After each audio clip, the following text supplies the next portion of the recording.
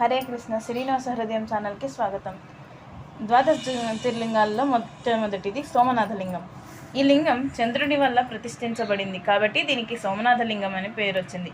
ప్రభాస తీర్థమున వరములంగెడి దృష్టతో చంద్రుడు దక్ష ప్రబోధితుడై 44 అనగా 40 రోజులు పర్యంతము పంచాక్షరి మంత్ర జపించారు.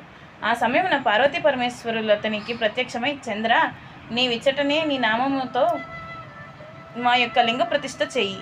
నీవు నీ భార్యలందరినీ సమాన ప్రేమతో చూచుకొందవు, అంటే చూస్తావు, సుఖింతువు, సుఖపడతావు.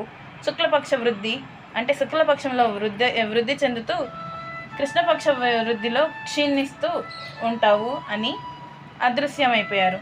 అనంతరం ఆ చంద్రుడు సోమేశ్వర లింగమును యథావిధిగా ప్రతిష్ఠించి అర్చించాడు. ఈ పుణ్యస్థలమున స్నానం ఆచరించి పార్వతీ పరమేశ్వరులను అర్చించిన వారు దాంపత్య సౌఖ్యం ఉంది కోరికలు తీర్చుకొనగలుగుతారు.